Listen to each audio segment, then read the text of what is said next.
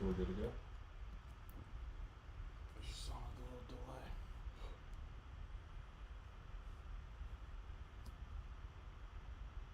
What's going on, everybody? This is Danny from Arbitrage Kings. This is my first live stream on YouTube, probably first live stream ever.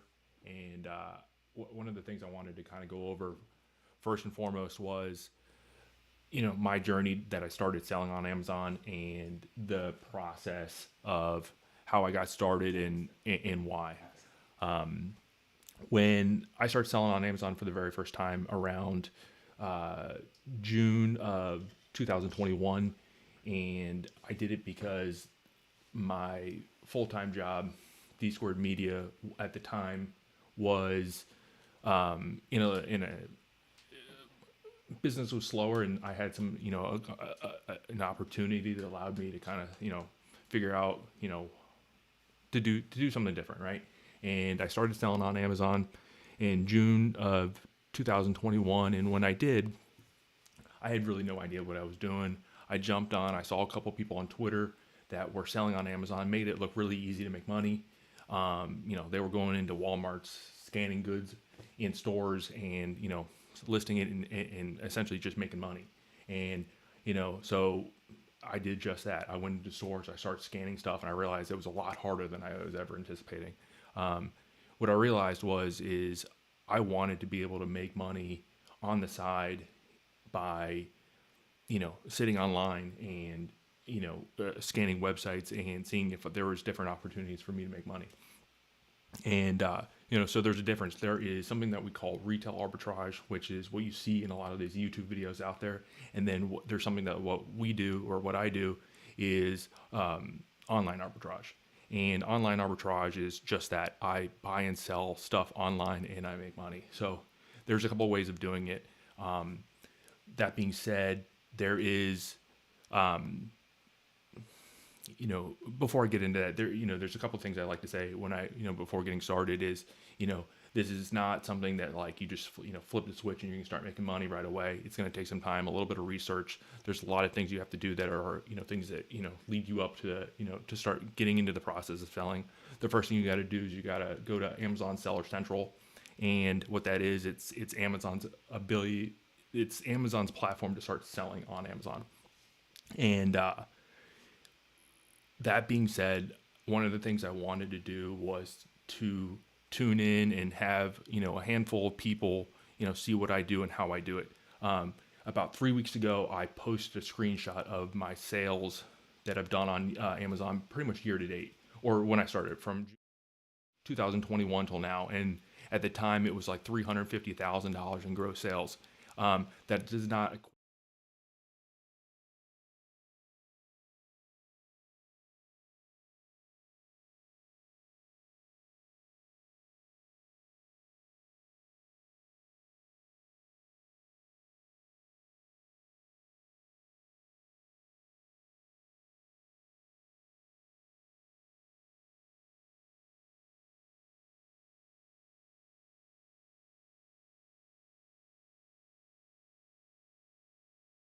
initially I was spending 20 to 30 hours a week on the side working. Now I'm doing anywhere between 2 to 3 hours a day, and I have the process pretty much automated. The only thing I'm required to do is buy inventory. So I started a Facebook group, and I also started a Discord server that allows sellers to learn how to sell on Amazon. I'm new to this, like everybody else. I just have I had a lot of time to look, learn and research how to do all this. After I posted a screenshot about 3 weeks ago, I had about 200 people I know personally on Facebook reach out to me and say, I really want to learn how to do this. And it inspired me to take the next steps and figure out how I can teach people the fundamentals of selling on Amazon. There was, from there, I started thinking about how I could do this. I've already, since my full-time job, I own a marketing company. I already knew kind of these fundamentals of how to get the process started. So I already have a website. It's arbitrageleads.co. That website is dedicated to help new sellers find different opportunities online. We're going to take that same model, right? And I'm going to put together a video series that helps people learn the fundamentals of how everything works. That's going to be from, how to sign up, whether or not you should have a CPA, whether or not you should have an LLC starting off the bat, how much money you need to kind of get started, what the difference is between FBA and FBM, how do you ungate products, how you find products to sell, the different terminologies of how everything, what everything means. There's a lot of different key points of things that you'll need to know in order to kind of get the ball rolling. One of the biggest things is the supplies you'll need initially, the startup costs. You'll need some type of monetary that you'll that you'll need to get the ball rolling. But I want to share with everyone how to do it. I think in this day and age, having a secondary income can certainly alleviate some of the stress of just ongoing life. So with that being said, I want to start with the basics. Really, one of the biggest things that I get constantly asked is, how do you find products to sell on Amazon? Like, what does that process look like? So I think the start before that is you have in order to sell items on Amazon, not all items, but majority of items, you have to be ungated. The term ungating means is you're asking Amazon for permission to sell a certain brand or category within Amazon's platform. And in order to do this, you need to get an invoice from a wholesaler or a distributor with at least 10 items that matches a certain product or brand on Amazon. And that's the basic of it, right? So the easiest way to do it would be you go to a company who acts as a supplier. You go to it, you find a product that is on their website that also matches Amazon, and you buy 10 products. You submit that invoice to Amazon, and within a couple days, you are unlocked to sell that individual brand. So let's say you're unlocked and you have this process kind of going. This is where the fun kind of lays. So like I said, there are two different forms of the way that people do Amazon. One is retail arbitrage and one is online arbitrage. I solely focus on online arbitrage. I don't have the time or the patience to do retail. There potentially is more money to be made with retail arbitrage because of clearance shopping. You can go to the clearance aisle, buy things for a lot cheaper, and resell them online. I have too much stuff on my plate to be able to do that. So I focus solely online. And the way I do it is I utilize 3 different apps, right? So I utilize it's a software, it's a browser extension that lives on Chrome. It's a paid subscription. It's called Acin Zen Insights. The other major key software I like to use is called Keepa. And then I utilize cashback applications like Rakuten, Top Cashback, Retail Me Not, and there's a couple other ones out there that work really good. And what that allows you to do is, let's say you have an item from Macy's, right? Macy's has an item, you found an item that you want to buy. You find the cost is within your buy range. Let's say it's $20, and you sell that same item for $36 on Amazon, but there's a 10% cash back. That brings your cost from 20 down to, I'm terrible at math, 18. And that allows you to basically save $2 on that individual item. You won't get that $2 back immediately. They pay out on a quarterly basis, but that $2, it tacks on month after month after month after month, and you get paid out quarterly.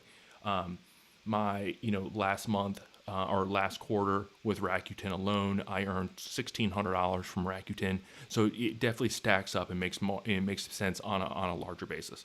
So I think what would be the best thing at this stage is for me to dive into a couple different websites, show you how I actually source, and then kind of go through that process there. You'll see how, what I do. So I use various different websites, and I kind of know what I'm looking for. And the people that know me in the Discord and Facebook community know I'm a real big Nike fanatic.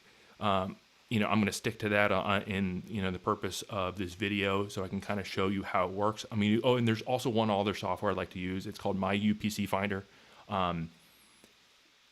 I'll show you how it works. It's a really good tool. And it will allow you to see different products on certain websites and see if they're available on Amazon. And I'll go in and show that. So I think next steps is I'm going to jump on, on a live screen, and we can go from there. So how do I mirror? You're good. I'm good. You're set, yeah. All right. So so what I'm doing is, you'll see on my screen here is I have a couple different tabs open up here. So I have, these are the different cashback options. So I have Rakuten that's up here. So I have 1% back from Rakuten. I have Retail Me Not, which is activated at 10% right now. I also have Top Cashback that is active at 2%. Some of the things that you will have to do is look at the terms of how they pay out the cashback. Some websites require up to a certain amount. Some of it only will give you, a certain limit per day. You just have to read the terms of what they are, and you can see. So let's say I come over here to Academy. Academy is a website that I use often.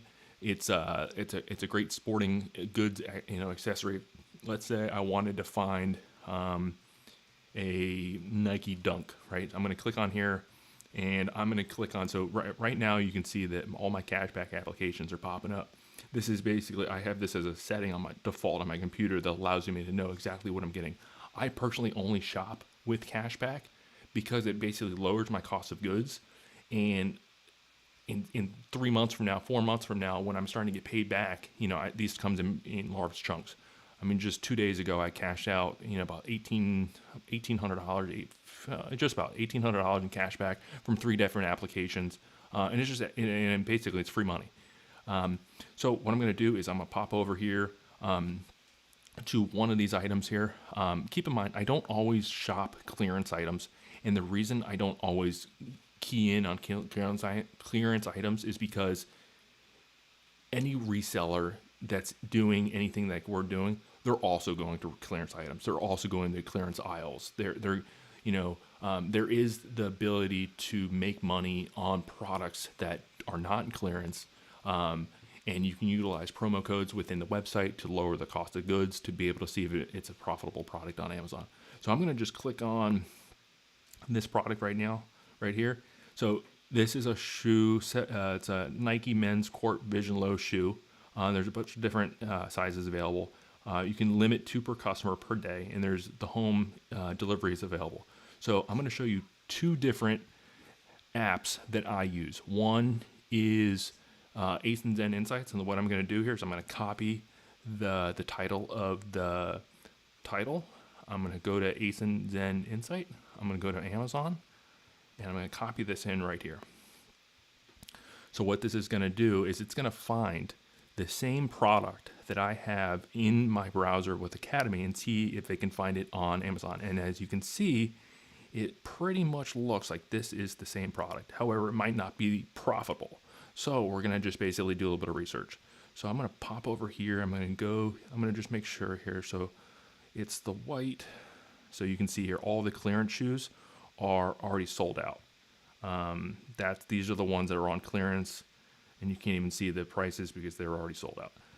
So I'm going to pop over here to Amazon, and we're going to look here to see if this is a profitable product. So we have a couple of different sellers here. So this box up here is what we call the buy box.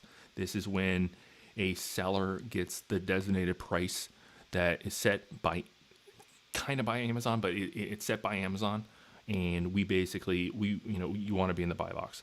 So this is what we call is the Acin Zen Fba Calculator. This basically allows me to do a little bit of research on the individual listing to know if a product is profitable.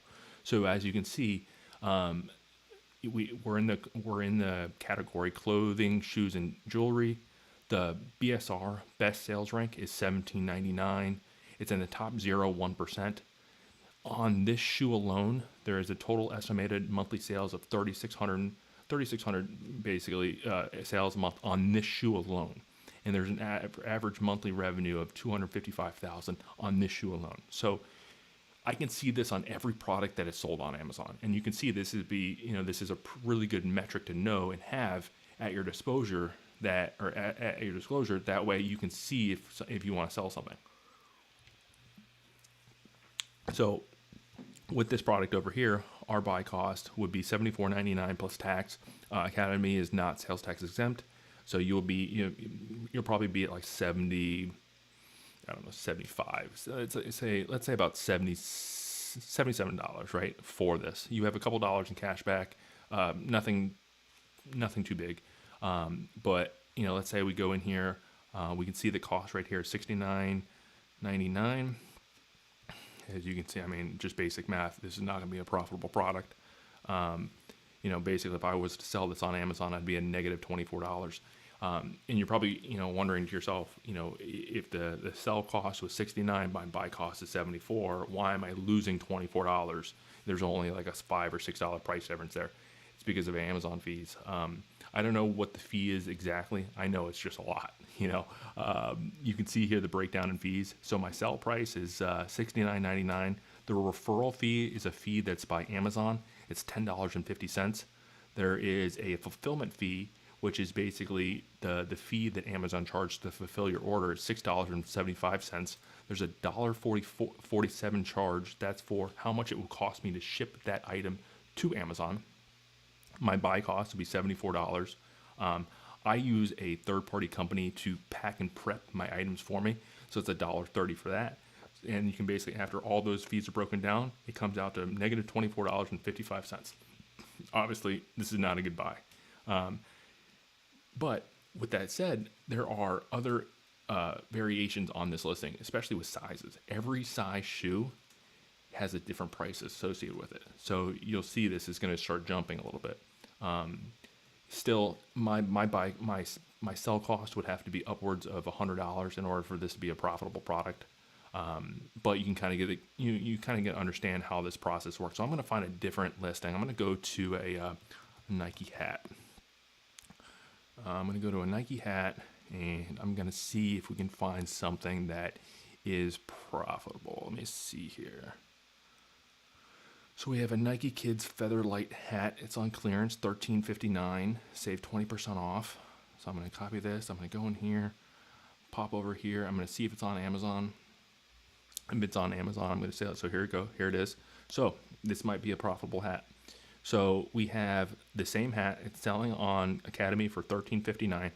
And you can see it here. It is selling on Amazon for $29.28. So I'm going to pop over here, and I'm going to see if this is something going to be worth our while. Keep in mind, Academy has limits on how many you can buy per day, so this could limit the amount of profit you can make. However, you can search for this product on different websites to determine if this is a good listing to buy, right? So you are, so let's say after taxes, it's $14.50, right? So I'm going to put this in here, $14.50 roughly for my buy cost. So look, so we have, you were in the best sales rank is 85,000, which is a good number. There is a table chart that I like to reference. It's basically, it utilizes sales rank, and what sales rank is. Sales rank is basically where the product ranks on Amazon every given moment, and the sales rank changes daily. So right now, this hat right here is ranked 85,959 on Amazon in clothing, which clothing, books, in home and household are pretty much the biggest categories on Amazon. And you can basically see here, this is a top 0.5%. So we go down here, and you'll see two different things here. We'll see something that's called FBM, and then we also see something that's called FBA. I personally do FBA. FBM is fulfillment by merchant. FBA is fulfillment by Amazon. So you probably heard You probably hear it all the time. You hear about Amazon fulfillment centers are being built. They're these million square foot, basically storage facilities. So third party sellers are occupying essentially those warehouses with all of their inventory. FBM is very similar to the eBay model, right? So you have an item in your garage, in your house, and a customer purchases it. You're going to package up and ship that item to the customer. You're required for the communication. You're required for the refunds. You're required for basically the whole step of the way. However, there is less fees for FBM on Amazon. There's just more work because you're required to do everything. The FBA model is interesting. So FBA is when Amazon will fulfill the entire order from start to finish. So, and what I mean by that is I have the item. Let's say I purchase this item. It makes it to my house. I'm required, as one of the requirements to Amazon for FBA, is to put a poly bag, which is a clear plastic bag, over this item, and I have to place like a label, like a sticker, over the UPC, right? The barcode on the actual hat itself. That barcode that I put over that UPC is basically something that goes. It tells Amazon, hey, that's my product. That goes into my inventory. Once you pack and ship that item, it goes to Amazon. Once it hits the Amazon warehouse, it goes into a storage container, right?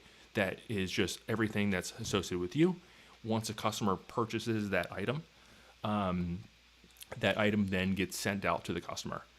Let's say that customer returns that item. Amazon handles that entire process for you. They ship out to the customer. They handle the returns. They handle the communication. They handle the whole entire process. Quite honestly, because it is, I think, one of the best models I've ever seen in my lifetime in terms of how the systems and structures are currently set up. And as you can see here, they definitely take their cut in terms of how much money they make, because they created a system that basically is amazing. So if I was to buy this item for $14.50, the profit's actually a little bit more. Let's say this is what the profit would be for most people. Let's say I bought this item for $14.50. I could turn this and sell this on Amazon for $29.28 and make $4.72 with a 33% ROI. Let's say I found 1,000 of these hats. 1,000 times $4.72, I'm making $4,000. It's easy as that. I mean, it's harder than that, but it's easy as that. You find basically a couple of products that you're basically home runs, and it allows you to essentially take this model and duplicate it time and time and time again. The other thing that I'm able to see on this is how often it sells, and I can see how many sellers are on the listing. So right here, 29. There's 29 other sellers. They're selling this exact hat. So, I mean, that's actually very few. There's not very many. I can also see how many people have that stock. How many people have that hat in inventory. So it makes me have a better opportunity to know how much inventory to potentially buy. The only problem with Academy is you can only buy 3 at a time. But you can see here is I can start to get some numbers of how many items do other people have in stock, right? And then you can see here, so there's 16 FBA sellers. All right, it's starting to update. So there's roughly about 113 hats in inventory right now, and this hat sells a total of 288 times a month. So by just this basic math here is all of these sellers will be sold out this month, and they can move on to another product. And there'll be a whole new rush of new other sellers that come on the listing and sell this hat. And you can see here, this is the one application I was talking about in the earlier in the stream was Keepa. This basically tells me every single time this item is selling. This is a more complex, understanding of how this all works, but this basically tells me this item is selling, it's profitable, it's moving, and at one point this hat was selling for $32, $34, and then it starts to dip down in cost. So, I mean, at one point this hat was selling for $32, basically making almost a 50% ROI on one item alone. And you can basically do this on multiple different products and multiple different websites. And I use all the same websites as everyone else uses as a shop. I use Macy's, I use Eastbay, I use Academy, I use Hibbett, I use Walmart, Target, JCPenney, Dillard's, Kmart. I mean, I use them all. I use all the same websites that everyone else shops at. I use Cashback, and I basically buy product low and sell it high. And to be honest, I'm only matching what Amazon's standard is. So I'm really just I'm finding an opportunity, buying at a lower cost and selling at what Amazon's basically listing the product for. Danny, we have a question in the chat. What's the question? Is that okay? Mm-hmm. Okay, I'm gonna also pan over so you guys can see us real quick. So what's up, everyone? I'm Andrew, and this is Jesse here. He actually dropped the question in the chat. It's a good question, and I think it's cool that we maybe also get involved in the video a little bit, because we are both on this journey, and we started not too long ago. So we're running the stream, but also are involved in the process and want to ask some questions, and maybe if some people are new, they might have the same question. So Jesse said, can the same product have multiple Acin listings on Amazon? If so, what makes you choose one over the other? Yes. So really good question. And it's quite difficult to figure out what product is the right one, right? And there's really not a great answer. So anybody, in order to create a product on Amazon, the brand owner needs to create that listing. In this case, it would be Nike, but not all Nike products are created by Nike. I know that's a little confusing, but what I mean by that is, in order to figure out if a product is exactly the exact product you want to find, is you really need to know what the UPC is. And what the UPC is a unique number that's associated with an individual product. I have another program that I use. It's called my Upc Finder. I know it works on Academy. This is the UPC that's associated with the product, right? So this hat right here is this UPC. And if I click up here,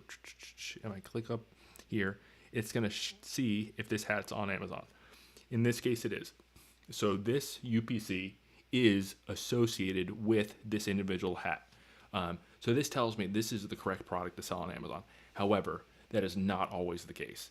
Sometimes people will create a duplicate listing on a duplicate product to basically want to see if they can sell that same product at a higher price, which makes it really confusing for the seller, but also really confusing for the buyer. Because you'll see one price on Amazon at $29.99 and another price on Amazon at $45.99. By default, you might only ever see the $49.99 price, automatically buy it. The way for a seller to know, there's two ways. One is using the UPC Finder as a tool. The other way would be doing it is using the sales rank. So the sales rank basically dictates whether or not if it's a profitable product. You also look at reviews, and that way you can actually kind of get a lay of the land of figuring out what product it is. So like, let's say this product had a best sales rank of 80,000, and then the duplicate product had a sales rank of 400,000. You pretty much know that 400,000 product is pretty much someone created it to basically try to get an extra $10 profit in the mix. Would you think that like people who have like a long history of shopping and buying on Amazon have like a little bit of an edge getting into something like this? Just from like, because like I know like I buy everything on Amazon. Yeah. And like. Oh, was I off? I was off, but I'm on back now. You can still hear me though? Yeah. Okay. Yeah, because I know that like for the longest time would just like, if I needed something at my house, I have kids, whatever, everybody's busy, I would just immediately go on Amazon, buy whatever I need, Yeah. And yeah, like now that like we're kind of diving into this stuff, it's like you kind of like think twice, and you just keep scrolling, and you just never know what you could find, like you might find a $10, $20 difference on like a $30 product, which could be 30%. And it's probably the same product, just by a different seller who thought they had a really good idea. And as the buyer, as the consumer who's looking at that product online, they have no way of knowing that it's not there's another product, because there's so many. You got to think Amazon is a multi-billion, potentially trillion-dollar company. They do not have the resources to monitor every single product that's on Amazon. All they care about is their sponsored listings, though. Those come up first. Yeah, those paid ads definitely do. Yeah. And keep in mind, there's also different models for different things that you buy. So there's old listings still show up and they still selling really good. So all the sellers will jump on that listing because it's a quick. There could be something like, as a seller, you might look at that higher cost as something that might be something worthwhile to jump on because there's a higher profit. However, what you don't take into account is, let's say it has a 400,000 sales rank in clothing, or let's say it's in sports, right? So it's 400,000 sales rank in sports. That's not selling anytime soon. The higher the rank, the longer it's going to sit. Like for instance, I've had products in the past where I buy them from, Macy's. It's a pair of sweatpants or something like that, and when I buy it, the sales rank is in the low 20,000s, and then when I list it on Amazon for sale, and this is where it kind of gets a little confusing. There's a parent Acin, and then there's a child Acin, and there's the relationship is by the make and model of the actual clothing itself. That child Acin could get disattached from the parent Acin, and all of a sudden that sales rank goes from 16,000 to 300 million, and all of a sudden I have an item that is now not selling at all, and I just basically wasted X amount of dollars on some inventory. So there is some more complexities of Amazon that like are behind the scenes, and as you kind of start to understand how Amazon works and the terminology and what to look for and what not to look for and things to stay away from. One of the big things is a seller is mismatched brands. That's going to be your biggest clue to know if something is not correct. So for instance, if you see something on, let's say it's a Nike hat, right? And you go on the listing, I can show you here. So you pop over to the listing and you click on it, and then I can go on here and I can see down here it says model Nike, manufacturer Nike, right? So let's say that it's a Nike hat, but it says Nike 1, and it's something mismatched. I stay away from those listings like the plague. You want to stay away from them. You want to make sure the brand always matches the brand. You don't want to, Charlie 1 as a brand when it's a Nike hat. Those are some really big key flags to stay away from. So you kind of jumped right into like shoes and then a hat. I know that you wanted to talk about sourcing products and kind of like your means for how you did it. Like, how did you land on, starting to talk about shoes tonight? Yeah. And what kind of more, tell us a little bit more about, like if you just sit down at your computer and you're saying, oh, I'm going to source products, and like, how does the process even start? Yeah, so when I'm looking online for the very first time and I'm trying to find what products to buy, I have a couple key websites. And with that being said, like it took me a little bit of time to determine what products I wanted to sell. And I think one of the ways I started initially was I did what all these you see them on TikTok, you see them on Instagram, you see them on Twitter, where they go into Walmarts and they scan items in stores, and they basically show you the profit, right then and there. So I did that initially, and I realized a couple different things. I realized that's exactly what I do not want to do. And I'd also realized it showed me kind of like the lay of the land of like what's profitable, what's not, what people are going for. And then I went online and I basically found a list of websites, right, of any retail website I could find online, and I basically went through one by one. So the type of items I generally like to sell are clothing. I like selling sports and stuff. I like selling office supplies and then home and goods. And there's other ways to find different products. Once you find your niche, it's really hard to deviate from it. However, it's really good to start getting into different markets that allow you to sell, to a wider audience. Yeah. So for instance, like, let's say. Yeah, I feel like Nike is definitely has like it's a good niche because it is like a specific product, but like everybody loves Nike, everybody knows the brand. Yep. If you see it, you're like, okay, So let's say I'm on Walmart.com and I come up to Walmart and I'm going to click on, right now, school's starting. I'm going to type in school supplies, right? School supplies. I spelled supplies wrong. Supilius. I come on here. So these are all sponsored listings within Walmart. But let's say I wanted to find something. Let's see here. So we have Everybody needs notebooks. 5-star notebooks. I come over here, and I know personally that my Upc Finder works on Walmart. So I'm going to come up here and I'm going to see if this product is selling on Walmart. So this actual UPC is not, but doesn't mean it's not selling. So what I'm going to do is I'm going to pop over here again. I'm going to right click this. I'm going to go into Acin Zen once again, and I'm going to see if this product is found on Amazon. If I had to guess, this is going to, so it is on Amazon. It is right here. So you can see it's selling on Walmart for $2.18. And you can see roughly right now it's selling on Amazon for $5.06. However, I know how much Amazon fees are. This is not a profitable product. However, it could be a profitable product if we could find something called a multi-pack. So it would be 2 or 3 or 4 of these selling as a package. Like that $30 one, 2 items up. Oh no, those are folders. Sorry, These are folders, but you totally different item. So let's see here. Okay, so here we go. There's a 3-ring binder, folders. Okay, these are folders. But you can see these are all, this is kind of what I'm talking about, like these assorted packs that'll basically allow you to, so these are all folders. Actually, this is a folder too, isn't it? Yeah, so that's a folder. Oh, yeah. I thought we were looking at notebooks. Me too. So let's see here. So we have here, so this is a 2-pack. So, okay, so you can see here, this is, if I bought this, it'd be $4.50 roughly. I come over here, and this is a 2-pack. It's not, okay, so this is a good example.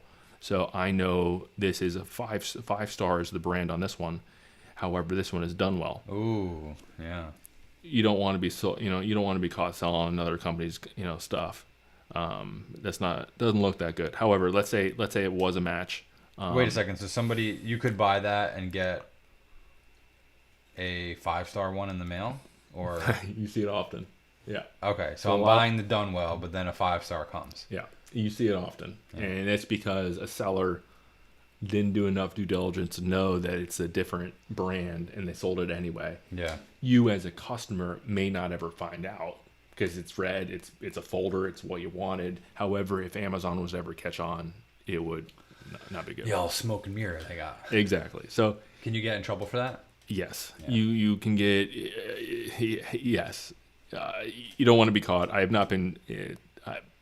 It's not an avenue I want to explore. I don't know what that looks like. Don't really care. So here we have 2-pocket folders. So this looks 5-star. So a lot of these are all off-market brands. But this is how you do it. I go on to various different websites. I figure out products I want to sell. I want to see if there's something that's within the range of where I want to be. So I like to stick with trends. Right now it's school. So I was doing backpacks, water bottles, lunch boxes. Next is probably Halloween. You have costumes, you have pop-up displays, and then right around the corner you have Thanksgiving, which is not really something you buy a whole lot of inventory for, but Christmas. You want to get a cornucopia or something, maybe? There you go. And then let's say you have Christmas. Christmas is selling on Amazon during Christmas is crazy. I sold out of all my inventory by 4 weeks before Christmas. So almost, end of November, and all of my inventory sold for 30% higher. So, there's a lot of opportunity to sell on Amazon, and like I said at the beginning, like it's not something that is necessarily easy.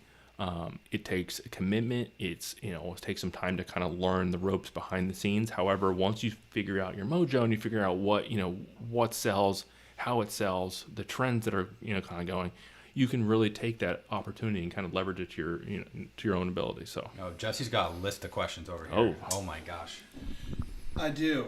So I know this was one of my biggest things, and probably a lot of people that are interested in getting started. Is there like a certain number that is required if you're going to get started for capital? Like, how much money do you need to get started? You know? Yeah, I think that number is different for everybody. I know. So I run a group on Discord right now. We have about 35 members, and everyone's starting up costs and fees are all different, right? So I personally started with $5,000. So I started with $5,000, and that being said, I had no foundation. I had no idea what I needed. I didn't have support. I didn't have anything. So I was just basically going off of some random blogs online saying, hey, I needed this, I needed this, I needed that. And so I started with $5,000. Could you start with less? Absolutely. Just know that there's going to be some initial startup costs, and those startup costs are you're going to need a printer. You're going to need some paper. There's a website with you have like a resource page, right? We can drop it in the chat. Yeah, I have a resource. We can share that? Yeah. Okay. I have a resource on Arbitrage leads.co, and what that is, it's basically a list of everything that I needed to get started on Amazon. There's some key points in there that are more important than others, and so that's that. It's a couple $100 to get all that material. You're going to want to have all the materials to get started, because there's nothing worse than prepping an order, realizing that you don't have all the keys to the kingdom. What was something that you were missing? Yeah, you were just going to tell a story. I prepped my first order. Everything was good to go. I went to go try to figure out how much it weighed, and realized I don't have a scale. I had a scale. The scale I had was like trying to use your bathroom scale? Oh no, a food scale. A food scale. And I was like, oh, this is not going to work. So I quickly realized I needed a scale, and having those, the right assets is really important. But with that being said, so you have the initial startup of actual things that you need. But in addition to that, just know that the first 60 days, right, is you're going to be reinvesting and reinvesting and reinvesting. So let's say you have $1,000. You have $1,000 to start with. You buy 20 items, right? At an average cost of $50, and you're making an average of $5 to $10 profit. So you're going to make some money, but all of those profits are going to be constantly reinvested and constantly reinvested. So it's that process of buying more inventory is going to be longer, right? I really leveraged credit card. I put everything on credit. I bought a bunch of stuff, and then I continued to pay off that credit card quicker and quicker and quicker. And then basically what it allowed me to do is I use my credit card as a rolling loan that I'm able to essentially spend up to X amount. And I did it moderately. So when I first started, I wanted to make sure I could actually pay off the credit card. So I would buy stuff, and then I would wait for a couple of days, see if it's selling. If it's sold, I'd buy a little bit more. Because with Amazon is every day you're not buying, 2 weeks from now, you're going to start feeling the effects, because you have no inventory. Yeah, I think it was like good timing when I started. I had a credit card that had a $5,000 limit, and I just it was at zero, and then because I hate using credit cards, and then I got an email that was like, oh, you have 8,000 now. I'm like, okay. Yeah. And then I went into the app, and they're like, oh, here's a promotion, 0% interest for 12 months on all your purchases, right? And it's 3% cash back. Yeah. So I have a year of no interest, 3% cash back on everything that I spend, and I'm doing the same thing. I'm using that as like a little rolling like a loan. And utilizing the cash back is a huge opportunity. I mean, you have 10% on the plug-in, 3% on the card. Yeah, it adds up quick. Yeah. And then let's say you're sales tax exemption. So we're based in Florida. If you have sales tax exemption, you're saving 7% on every purchase, and then you basically take 10%, 7%, 3%. You're basically 20% off of every single product you buy. I mean, it's a no-brainer. What else you got, Jess? What are some of the biggest mistakes or misconceptions to new sellers or people starting out? Damn, he's getting deep. Yeah, that's a really good question. And honestly, a lot of people, if I had to guess, that I read something the other day that there's 3,000 people, resellers, starting Amazon every day. If I had to guess, there's maybe 1% of those that are continuing to sell after 90 days. How many? About 1%, I would assume. And the reason I say that is because they don't realize of how much it really goes back to that capital investment, how much time and energy goes in, at least initially, to determine if this is for you. So like, one of the biggest things is like, I was actually going through my group late last night, and some guy was talking about how they got their first Amazon payout, right? For the first couple weeks of your Amazon journey, you're going to realize that Amazon holds a lot of that money. You're a new seller. They want to make sure that you're legitimate. They want to make sure you're sending out good product. So they'll hold the money. It goes into a reserve. It's your money, but it's in a reserve. So if you get a refund, it comes from that reserve.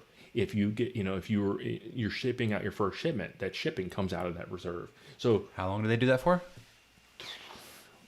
30, 45 days, give or take.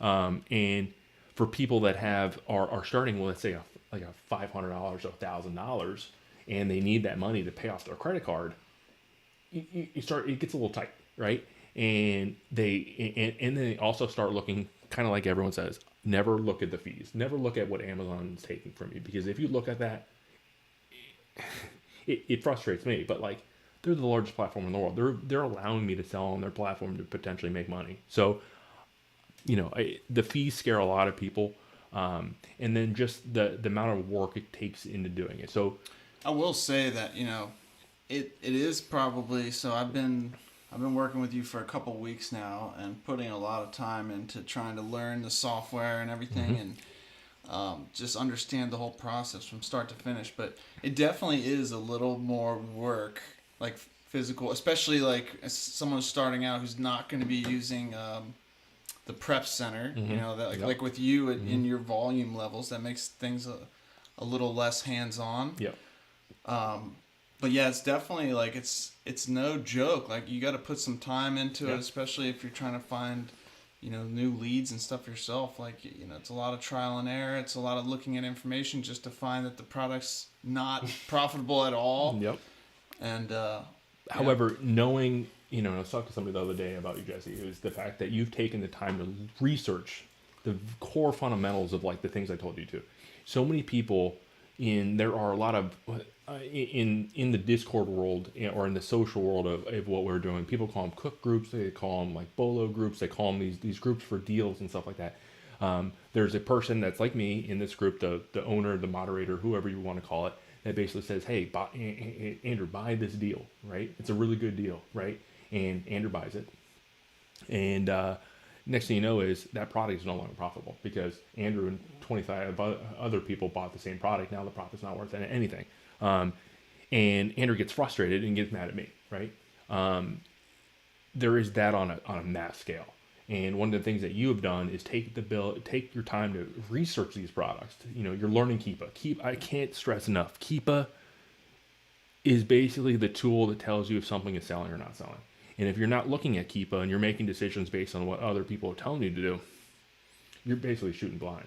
And so what a lot of new sellers do is they don't do the research. They buy the products that everyone else is telling them to buy. And then they're frustrated when they're not selling or they're selling for a loss because, there's, 1,000 other sellers on the same listing. And people they get scared, and they're like, this is, I'm not in this to lose money, which look, I get it. At the beginning, I made a lot of mistakes. I made some really bad purchases. I just, once I got to the point, so my first 9 months, I've been selling on Amazon for just shy of 15 months. And when I took my first actual paycheck 9 months into Amazon, I reinvested all the money month after month after month after month back into Amazon. And so I didn't really take anything for the first 9 months. After the 9 months, I took my first check, and now I'd like to pay myself for my time. I'm reinvesting a lot of it, but I'm making a decent side hustle for my time. And considering that I do this 2 to 3 hours a day outside of my work hours and gives me the ability to make, $1,000 extra a week, it definitely helps. Yeah. Maybe, so Keepa is probably one of the most important things that you've shown me, but That might be a whole nother video. yeah, I mean, maybe just a little bit. Like, I think one of the bigger questions that I had at first and more valuable things you showed me on there is like, so like would you list a product that Amazon is currently selling? I know the answer to that. Yeah. But So I personally would.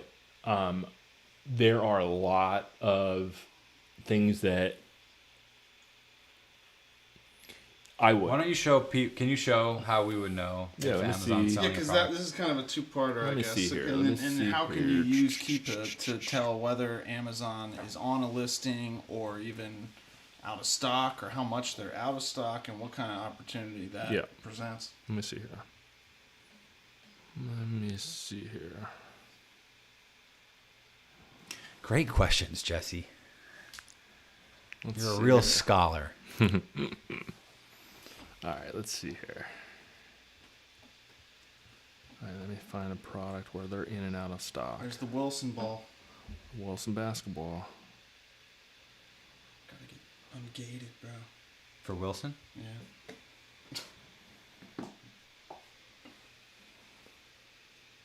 Okay, let's see here. All right, so this is a product that I've sold in the past. Has a really good, $80 for a basketball? and that's what. Actually, yeah. So this guy is. Amazon's on this listing. I know that for a fact. So you can see here, there. So right here, sold from and by Amazon. This orange yellowy box you can see right here is Amazon. So Amazon has been in stock off and on for the last couple months, from basically what that looks like December. I don't know, mid-December till basically, or sorry, no, why am I looking at it? May. From end of May till like just beginning of August, they were completely out of stock. And people were selling this exact, so what I'm assuming what happened is they bought Amazon stock at $79, and then they were reselling it for $118. And Who's they? a lot of different people. This guy right here. Just all he was doing- resellers. Yep, resellers. And then you can see it's happening in multiple different things. So when Amazon goes out of stock, it's supply and demand. The cost goes up based on, the demand being there. And, Amazon right now, I know, is holding, Amazon is holding roughly, thousands in stock. So they're, How do you see how much so, there is in stock? Because obviously, Yep. the more stock of an item, the higher the supply. yep. So Amazon usually tells me, so on the Get It Faster, you really can't see it on there, but let me go down here. So I can see, actually, let me go back up to Acin Zen and go to variations, and then I'm going to go stock. So usually Amazon on this listing, so Amazon, I can see right here, Amazon has thousands. So anything over 1,000 just says 1,000. However, this product has a sales rank of 573 in sports. This basketball sells 3,684 times a month, right? Doesn't mean that this variation sells 3,684 times a month. It could mean that any of these basketballs right here with all the different sizes do. This basketball in particular, the size 6, 28.5, sells roughly, let's see here. I can go in here and I can go to variations, kind of get a lay of the land of how often that individual product sells for. So this 29.5 sells for 50. This is not 100% science, but 57% of the 3,800 or 3,684 times is coming specifically from the larger size, which is the 9.5. However, the size 6, the one that we were on, is next runner up at 8%. So you can see there's a pretty big drop off. So if you're on this listing, be prepared not to sell as many, because the 29.5, this ball right here, 29.5, this one right, size 7, sells for essentially almost 60% of the time. So if you were going to buy, or get onto this listing, you'd want to... I would want to get on this listing at a buy cost around... I'd like to keep my profit at least $7 minimum. So I'm going to use, let's see here, $47 of my cost.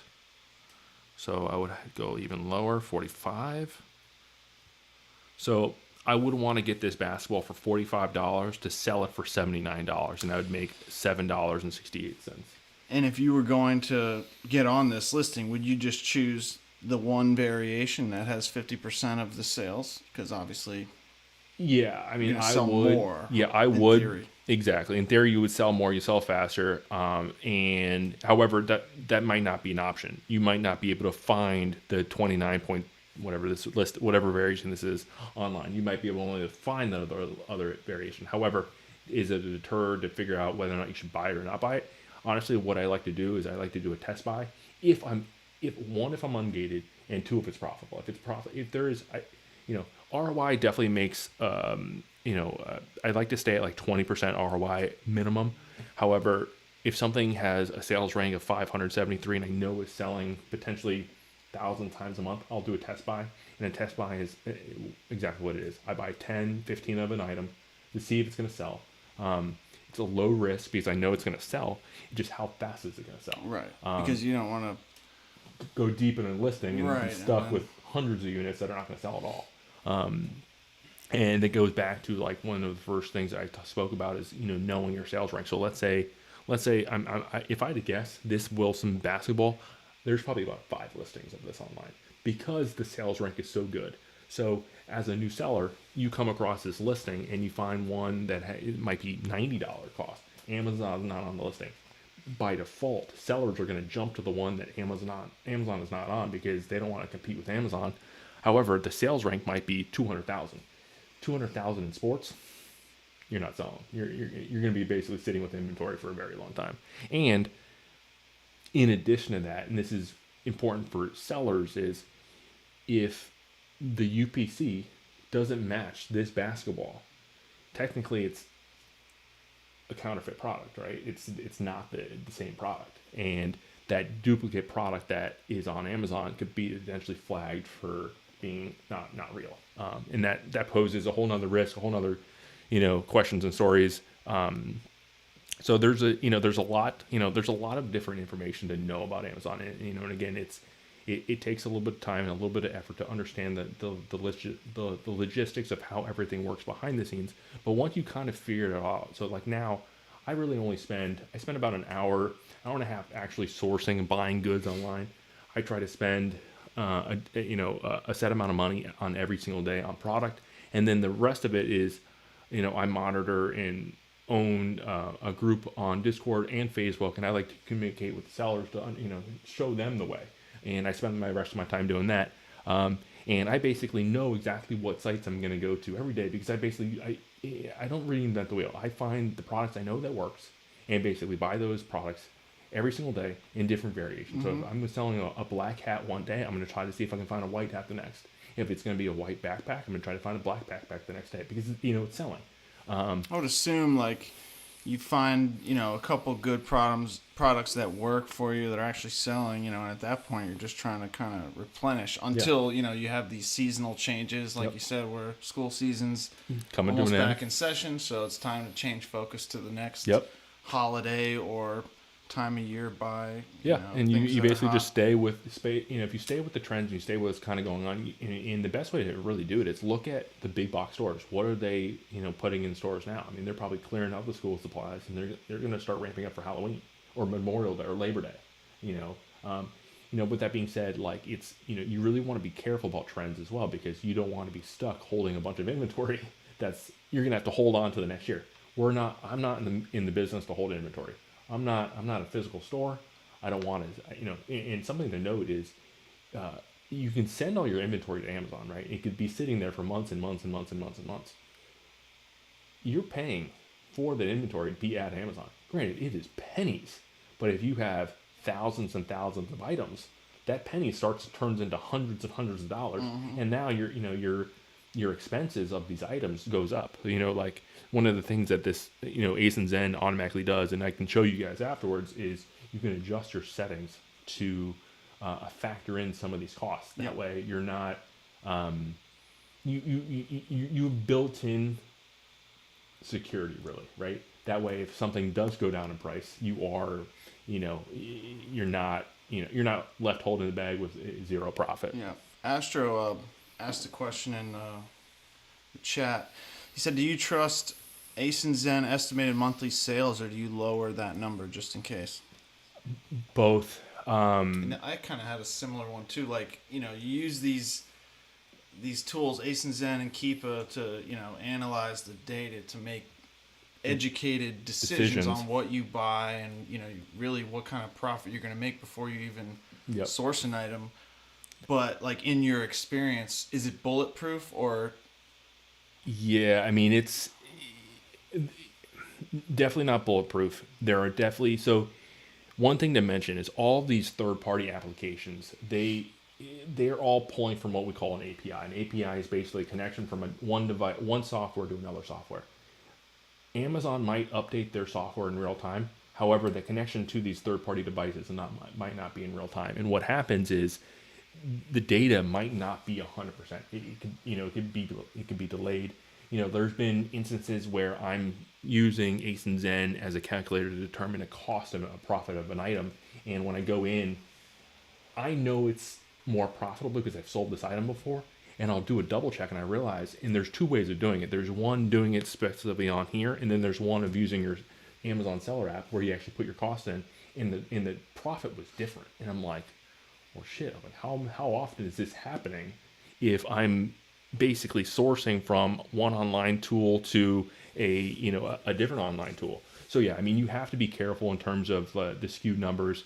And again, how does that happen? Is that because they jack up the referral fee? Because like not only the you ship FBA, it's not just like the shipping and hand picking and packing they charge you for, but they charge a referral fee for, and it's different based on the product category. So back in April, due to COVID and then inflated gas prices, Amazon implemented a 5% gas fee, and they basically applied it to all third-party sellers, which 5%, I mean, that's not a small number. I mean, that's a huge number in the grand scheme of things. And I think that number gets skewed because there's just so much data. I mean, you got to think of how, the sales rank changes every single day. And I mean, literally every single day. So you got to think there's 100 million products on Amazon. That's a lot of data to be calculating in real time. And I think it really goes back to, the softwares are never going to be bulletproof. Doing test buys, not going deep into a listing till you're 100% sure that you know it's going to sell. Because firsthand, I've done it. I've gone deep into an item. I thought it was going to be a winner. And, I didn't listen to my own feedback, went deep. And I actually just liquidated a product that I bought today. I bought this like a clay, like it's a kid's clay, right? And I bought it for real cheap. It was like $2. My estimated sale cost when I bought the item was $14. It was like a 5-pack, but my cost was like $2.39. Sell it at $14. I was making $3 or $4. I jumped on the listing. 2 months go by, and now it's selling for $6. I'd rather liquidate my inventory, which means basically I'm giving Amazon my inventory. They're going to sell it at a 10% of whatever that is, and I get paid out in like 90 days. And I just dumped it because I don't want to. I literally, if I sold it at $6 and bought it for $3, I'm taking a loss selling it. I'd lose money. Like not physically. They're actually taking money from my reserve and pulling it from my bank account to pay their fees. So it's stupid. Like, and that will happen. I mean, it's that you're not going to find, not every product you're going to buy is going to be a home run. One of the other questions, so like while we're talking about fees that they take, so who's paying the tax? Like when a product's listed on Amazon, and it's sold, revenue's generated, but revenue does not equal profit. You have costs involved, so sure. It's up to you to keep track of that and and deal with your margins or whatever. But like when you, at the end of the year, when you've sold $100,000 worth of revenue and you've profited whatever it is, 30 grand, do you pay taxes on that 30 grand too, or is that factored into Amazon's end? Two-part question. So there is taxes on every item sold on Amazon. So if you as a customer go on and buy the $79.95 basketball, there's going to be a tax that are associated with it. And that tax is based on your state. So I'm at, I don't know what our tax rate is, 7%, 8%, 7.5%, whatever it is. I buy that. Amazon takes that 7% from the seller, but refunds it. Basically, they take it and they file that tax to the state authority. That the tax that comes into your business is done a little different, and that really is determined on how you are set up as a seller when you're selling on Amazon. So there are two different ways to sell on Amazon as a new seller. There's one is as a what is Sole the word? proprietor. Sole proprietor, Which is how we started out, basically, the two of us. Yep. And that's how I did as well. I started as a sole proprietor, and what that basically means is I'm basically selling as myself. I have no protection behind the company, and you as the seller are required to basically file your own tax. You're basically running a business without the actual business name. So just like everything else, it's any profit made, you sell $100,000 worth of goods, you profit $30,000. You're gonna owe taxes on that $30,000. I would recommend working with a bookkeeper, but working with a CPA to determine how you can lower that profit, whether it be write-offs or how you want to do it. But yeah, there's definitely taxes that are associated with that. However, there are benefits of having a company to be able to determine what those taxes are. Yeah, because you're only going to pay tax on the revenue, the money actual that profit the you're company's making in that year as a whole. Yeah. Instead of just, that profit you made on Amazon could be $30,000, but if your expenses exceeded $30,000, then you're not going to pay any tax. Yeah. Yeah. Exactly. And I think that's and every state is done a little different. Every jurisdiction is done a little different, and I basically tell every single person, and that's the question I get all the time, is what do I do? I don't have a business. How do I start up? Is me, I'm not a tax consultant. I'm not an accountant. I don't know how to do that stuff. That stuff is far beyond what I feel comfortable with. I had an accountant from my other company. I utilized her. I bounce everything off her. If there's questions, anything legal, anything tax-wise, find someone that you trust. I'm sure you know a bookkeeper. I'm sure you know an accountant. Get them, ask questions, annoy them, get the information you need, because there's nothing worse than being stuck at tax time, knowing that you owe more money than you thought you were going to. So we're at about an hour and 15 minutes. I don't know how long you want to go, or if you want to kind of start winding down to wrap it up, and you can kind of just maybe let people know if they want to consider joining the group, or where they can find you, where they can learn more about what you're offering. Where do they go? Yeah, so I'm always available. There is two different places you can find me. One is Arbitrage Kings on Facebook, and the other one is Arbitrage Kings on Discord. Damn, I'm not even in the Facebook group. What's up? And there's also a website, which is arbitrageleads.co. That is where you would actually sign up. We're in the process of putting together a video series. That video series is going to be a breakdown of everything I basically spoke about in much more detail. There are going to be short snippet videos, 10 to 15 minute, with a guide that goes along with it that kind of shows you the fundamentals of how to sell on Amazon. Deep dives into how to source product, how to find different opportunities, how to use Keepa. And I plan on having a lot more of these live videos, because I get asked all the time, how do I find product? That is the biggest question I get, is I can't find product. How do you find something? What is retail arbitrage? What is online arbitrage? I'm here to show you that there is different ways to find it. It does take, you do definitely need some subscriptions in order to find these opportunities, but they are available to you. We are going to be taking this, and we'll be, we're going to save a copy of this and, have it so you can, watch it again. And in the comments, we'll put together a handful of, of those tools that you can get, so you can try to, see if you can find those profitable products on Amazon too. And if you ever need to reach me, hit me up in the groups. My name is Danny, and that is it. See the last question? Oh yeah, we have one more question. One more. Astro said, what do you think of your Discord personally at the point it's at right now? It's crazy. Astro, and there's another guy, Mike, Celeste, and King. They all helped start the Discord back in November of last year. And, I was skeptical at first. I really only wanted to have the website as a foundation tool, but I couldn't, as being someone that's not familiar in this niche, I realized that half the battle is the community of sellers getting together and talking about this stuff, because no one knows what they're doing when they're starting. It's a free for all. So the fact now that we have 200 something members, 35 paid members, the fact that something is happening. It's growing, we communicate about stuff on a daily basis. And there's constantly, pretty much 24/7. There's action going on. It is, and that's what I was gonna say. Like just from the whatever couple weeks that I've been a part of it, I mean, it's like a 24/7 support. That literally, it's not just you. I know you personally, and I've been hitting you up on the side or DM on there for a lot of things, but other people have been super helpful too, and just like reading through, the chat, stuff people are talking about, you kind of get a feel for mistakes people are making or issues people are dealing with. Like, oh, I'm trying to get ungated for this, and they're not taking an invoice from here. It's like, oh, I know not to fucking go to Target for an ungate next time or whatever. But it's great. Yeah, it's I think it's come a really long way, and I think and honestly, like I think there's a lot of more opportunity to grow and hit a vast more amount of people to sell, and I think there is that's funny. I just got a